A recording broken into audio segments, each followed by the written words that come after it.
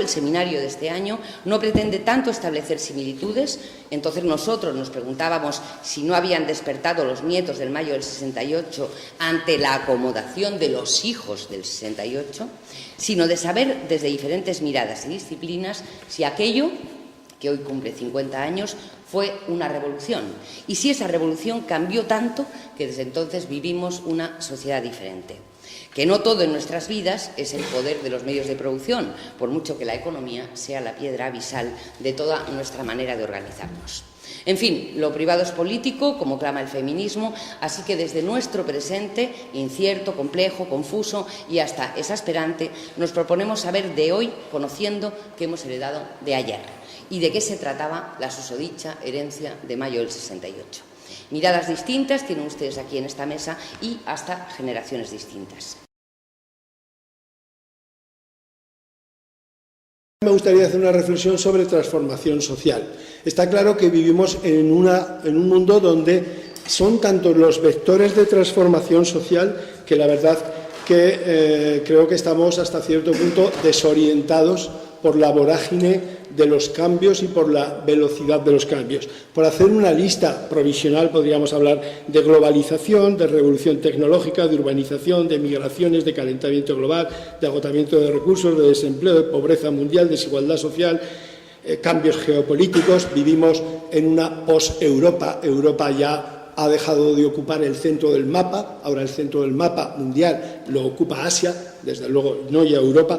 Incluso fenómenos como el turismo, que eran casi bendiciones en las sociedades, ahora es un fenómeno apestado. ¿Por qué? Sencillamente porque las ciudades han llegado a vender su cuerpo y la venta del cuerpo siempre genera moralmente dilemas que son poco aceptables. Una conclusión: a partir de la posmodernidad, lo que era una lucha de clases que ordenaba la contestación social, lo que es una reforma sistémica, una reforma del sistema, deja de tener vigencia. Pero yo quisiera recuperar el hilo de la historia y decir: 1789, Revolución Francesa; 1848, Manifiesto Comunista. Por primera vez, 60 años para que alguien divisara un marco alternativo de contestación sistémica y global, de cuestionamiento del sistema. 1917, 120 años para que se hiciese una revolución con este nuevo marco. 1990 para que esta alternativa se deshiciera. ¿Por qué se deshiciese? ¿Por qué? Porque las sociedades liberales capitalistas europeas, después de la Segunda Guerra Mundial, idearon los estados de bienestar, los ampliaron para que las contradicciones económicas fueran suavizadas hasta el punto de que el capitalismo pudiera subsistir. ¿Qué ocurre? ¿Que el bipartidismo no funciona? Pues claro, no funciona porque ahora no hay dos modelos entre los que elegir. Es muy difícil elegir dos modelos. ¿Por qué? Entre otras cosas, porque la posmodernidad viene también con una contradicción, o lo que yo he llamado como una bifurcación posmoderna. Si ustedes se fijan, las demandas de los movimientos sociales tienen demandas tanto tradicionales, que no quiero anotar la diferencia, no tradicionalistas, hablo de tradicional, y tienen demandas hipermodernas. Cuando alguien quiere usar bolsas de papel en vez de bolsas de plástico, digamos que el papel es más antiguo que el plástico. Cuando defendemos el uso de la bicicleta, defendemos el uso de algo que es más antiguo que la moto, que el coche o que... Cuando defendemos un modo de vida o una alimentación sana y natural, cuando defendemos el slow food o el slow movement, pues estamos defendiendo cosas tradicionales. Pero al mismo tiempo demandamos modernidad. Cuando queremos curarnos, exigimos que se nos apliquen las tecnologías más desarrolladas, y esto que la medicina tiene un nivel tecnológico hasta el punto de que convertimos o somos capaces de convertir nuestro cuerpo en un cuerpo ciber. Es decir, estamos entrando en una época de poshumanos, porque nuestro organismo ya está empezando a dejar de ser natural, porque tenemos tantos adminículos comunicativos, etcétera, que genera cuestiones. Luego, es muy difícil generar unos proyectos de futuro verdaderamente radicales cuando las demandas que se exigen unas veces van en una dirección de la flecha del tiempo y otras veces van en otra dirección. Luego, es bastante complicado. Así que las demandas sociales surgen, la contestación social, por demandas muy particulares. Unos quieren que no se eche plástico al mar, otros que no se hagan corridas de toros, otros... Hay multitud de movimientos sociales contestatarios con finalidades muy locales y fines muy definidos.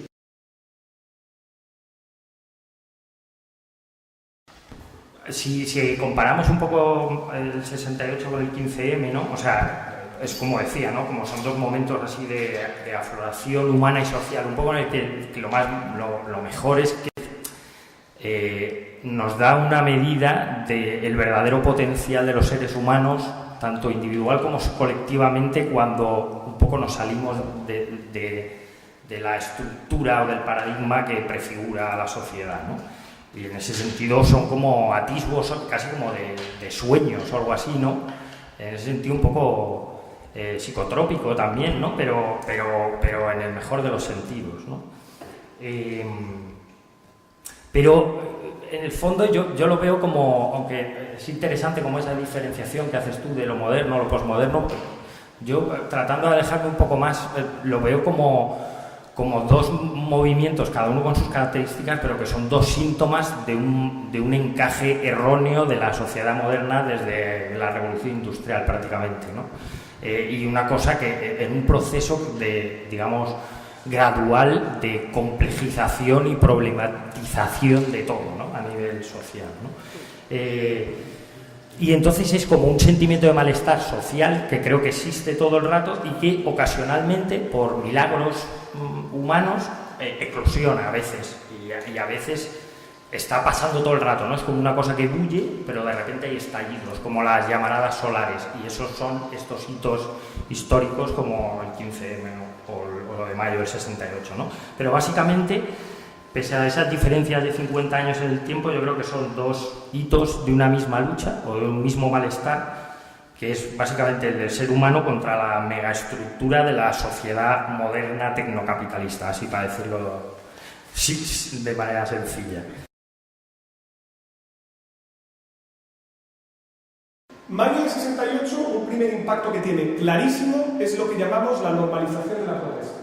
Es decir, antes de mayo del 68 se entendía que la participación ordinaria de los ciudadanos en política era ir, votar o hacerlo a través de los partidos.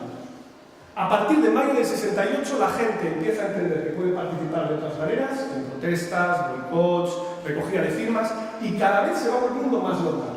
Hasta tal punto de que hoy día muchos actores políticos tradicionales llaman a lo que llamaríamos formas de protesta. Es decir, hemos visto que partidos piden que alguien salga a manifestarse a la calle, ¿vale? Por lo tanto, esto se vuelve una frontera más difusa y la interpretación o la participación de la política también se vuelve más heterogénea. Segundo, yo creo que hay también un elemento muy interesante a partir de mayo del 68, que es la llegada del movimiento social como actor político, de primer orden. Es decir, por primera vez teníamos a un lado a los partidos tradicionales y al otro, digámoslo así, a las asociaciones sectoriales, llamado lobby, sindicato, empresarial, como quieras.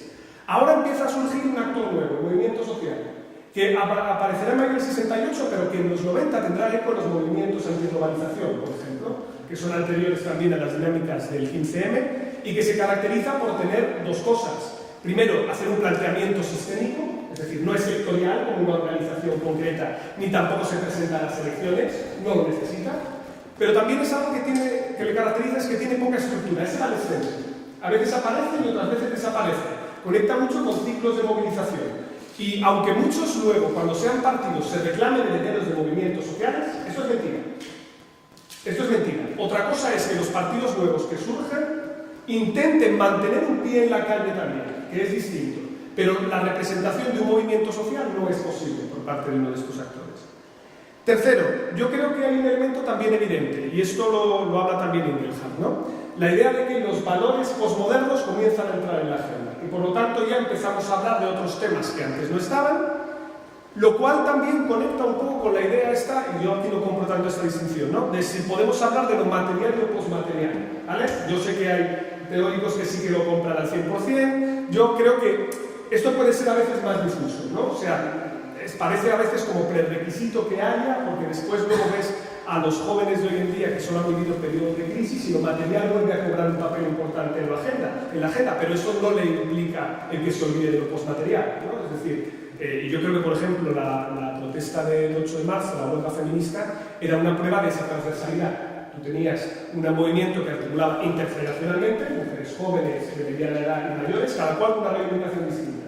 Desde el yo no quiero, desde el movimiento yo no quiero que me pase como los de la manada, que eran las más jóvenes, a las que protestaban por la brecha salarial, que eran las de más mediana edad, hasta las que protestaban por su pensión de miseria, que eran las mayores, ¿no? Entonces era una articulación intergeneracional que uno podría decir, bueno, ¿esto qué es? ¿Posmoderno o moderno? No lo tengo claro del todo, ¿no? Y eso también merecería la pena darle una vuelta. Y luego también hay un cuarto punto que me parece interesante, que es que a partir del mayo del 68 se produce una escisión en la izquierda. Tradicionalmente habíamos tenido una izquierda que era más socialdemócrata y una más comunista, digamos, y comienza a surgir nueva izquierda allí. Comienza ayer, sobre todo a nivel europeo, y vemos pues, que empiezan a surgir los verdes, que el movimiento pacifista cobra importancia, que surgen alianzas rojiverdes, los verdes son muy exitosos en el centro de Europa, pero ahora también hay partidos a la izquierda que podríamos llamar como queráis, izquierda de la izquierda comunista, izquierda de la convenida, como la queráis llamar. Lo que a mi juicio estamos viviendo, ya desde mayo del 68, creo que lo inaugura, es una suerte de crisis de los cuerpos intermedios. Es decir, vivimos en un entorno en el que nuestra relación está desintermediada respecto a los poderes económicos, políticos, etc. Y tú antes tenías cosas como partidos, sindicatos o iglesias, las cuales servían para articular esos intereses diferentes de la gente, ponerlos debajo de una misma causa y empujar en una dirección. Ahora esto claramente no funciona o no opera. Vemos, por ejemplo, como los actores sociales, por ejemplo, tienen que ir a remolque de las participaciones que hacen los movimientos sociales. Se tienen que apuntar corriendo a última hora, ya ni siquiera llevan la iniciativa en muchas de esas demandas. Vemos cómo la afiliación a los partidos, a los sindicatos, cae sin dejar solución de continuidad. Y por lo tanto estamos viviendo, no sé si una crisis, no sé si porque lo de crisis, como llevamos viviendo en crisis prácticamente desde que arrancamos a vivir en sociedad, estamos en crisis, ¿vale? Yo no sé si es una mutación o un cambio, pero a mi juicio es más un cambio de los actores que tienen que gestionar esto, en el que tú estás viviendo tres cambios a la vez muy bruscos, que es en la crisis generacional, el cambio tecnológico y la globalización, y estás viviéndolo todo a la vez, y nadie sabe muy bien cómo hacerlo, y al mismo tiempo unos actores que son nacionales, son locales y que están en crisis. Y esto hace que sea mucho más complicado el articular una solución política evidente. Ahora que se habla tanto de la feminización de la política, que está tan de moda ese término, creo que sin el feminismo no hubiera podido existir el 15M como existió. Es decir, desde un punto de vista sobre todo de los cuidados. Y pongo ejemplos concretos. Por ejemplo, las asambleas, tal y como las articulábamos, eran de una manera que si no hubieran existido esos cuidados que vienen del feminismo tradicional, no hubieran podido ser. Es decir, pues por ejemplo, ¿no? en la asamblea de la Campada Sol, pues crema solar, que hace un calor que te mueres, agua para todo el mundo, esos carriles que se hacían para el tema de accesibilidad, por si había algún desmayo o había que sacar a alguien. Todo ese tema yo creo que tiene que ver muchísimo, conecta con el feminismo 100%. Es algo que a lo mejor no me he dado cuenta hasta después de haberlo vivido, pero así es. Luego también, pues por ejemplo, el tema del apoyo a detenidas y a heridas también es algo que yo creo que ese cuidado, ese estar pendiente de qué le ha pasado a fulanito, qué le ha pasado a menganito, vamos a hablar con su familia, vamos a tal, las redes de apoyo que se generan alrededor de todo eso, me parece fundamental. La inteligencia colectiva, una vez más, la escucha activa, que a veces no funcionaba del todo porque no nos hemos educado en esto de escuchar activamente al otro, a la otra, pero creo que es algo que ahí maduramos bastante y que fue muy interesante. Todo el mundo tenía derecho a hablar, dijera lo que dijera, y a mí me parece que era un altavoz fundamental que se necesitaba además en ese momento, que precisamente tiene que ver con el tema de lo de la ansiedad y la depresión y el individualismo que tenemos y que sufrimos en estas sociedades, que estoy muy de acuerdo. Creo que fue un momento por eso tan increíble, porque muchísima gente que estábamos o estaba en esa situación salimos a la calle y pudimos hablar con otras personas que tenían la misma situación de precariedad o de angustia vital o de efectivamente a lo mejor no poder cumplir esos sueños para los que tú te habías educado y habías hecho máster, bueno, aunque ahora ya los másteres no tengan mucho sentido, pero si lo encuentras sí, si no, no. Pues todo ese desequilibrio, digamos, ¿no?, emocional, pues creo que tuvo salida en las plazas, ¿no? Y creo que eso fue fundamental, fue un bálsamo del corazón, que dicen, que yo creo que fue fundamental, y creo que por eso muchas personas seguimos enamoradas del 15M, como un amor platónico que, bueno, que se fue, o no, bueno, digamos que mutó en otras cosas, pero que tiene que ver mucho con lo emocional y que tiene que ver mucho con el feminismo al mismo tiempo, ¿no? ¿Por qué? Porque hablamos de los cuidados una vez más, ¿no? Entonces, pues también tiene que ver mucho con la alegría. Normalmente, o sea, no era tan pesimista como otros movimientos sociales o como otros activismos. Era siempre, pues efectivamente, se hacían eslóganes muy divertidos, muy alegres, con mucha pasión, que eso tiene que ver, una vez más, mucho con el feminismo, mucho con la alegría, defendamos la alegría como trinchera, ¿no? Tengo aquí una cita de feminismo, bueno, es que yo mezclo lo digital con lo analógico, perdonadme, que es de Feminismo Sol, que dicen: es feminista el 15M, consciente o inconscientemente, porque en su núcleo de propuestas está el poner las personas en el centro, y comparte planteamientos del feminismo radical: horizontalidad, desjerarquización, asamblearismo, decisión por consenso, a veces muy difícil de conseguir, restitución de la soberanía popular, exigencia de transparencia y cambios en el sistema de representación. Bueno, luego añado yo autogestión, en fin, otro tipo de cuestiones, ¿no? Entonces, bueno, yo creo que aquí esto es clave, ¿no? El tema del feminismo es clave en el 15M por muchísimas cuestiones, ¿no? Por todo lo que comentaba antes de cómo nos cuidábamos en las asambleas, ¿no? Por cómo se detectaban también conductas machistas en la gente de izquierda, ¿no? Que es como, por ser de izquierda parece que ya no, pues machirulos, mogollón. Y pues, por ejemplo, ¿qué pasaba? ¿Quién tenía el turno de palabra? ¿Quién era quien moderaba? ¿Quién tomaba las notas? Pues normalmente las que tomaban las notas éramos las mujeres. Las que también dábamos el turno de palabra éramos las mujeres a los hombres, y el que más gritaba al final era el que ganaba, y el que más tiempo tenía en la asamblea y más tiempo tal, que normalmente eran personas que no tenían que cuidar a sus hijos, pues eran al final los que salían adelante con su idea, ¿no? Entonces tiene mucho que ver también con eso se detectó en su momento, se intentó cambiar con más o con menos suerte, bueno, depende también de la asamblea, porque luego es verdad que la asamblea de Sol fue a los barrios, que también creo que ahí es donde realmente germinó más el tema de los cuidados, porque bueno, al ser más local, ¿no?, y al ser más cercano, pues conoces a tus vecinos, ves los problemas que tiene la gente. Por ejemplo, yo, el tema de las redes racistas, yo vivía en Lavapiés y yo ni me había percatado, porque al final somos seres que vamos ahí, pues eso, con el móvil, con tal, no sé cuánto, y yo veía, pues eso sí, que la policía estaba ahí y tal, pero yo no sabía o no me había interesado directamente de eso, estaba con mis problemas, tal cual.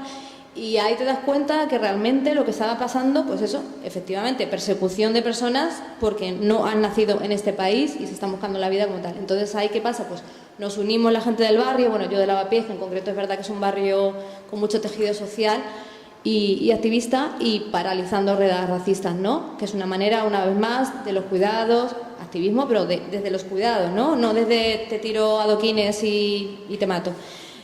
Sino desde otra forma de hacer el activismo, ¿no? Que creo que también tiene mucho que ver. ¿Por qué funcionó el 15M? El 15M creo que funcionó entre otras cosas porque vino desde el pacifismo, y eso tiene que ver mucho también con el feminismo, una vez más, siento ser cansina con el término. Funcionó porque defendía la alegría, ante todo, y porque defendía también lo tenía por aquí apuntado, la imaginación.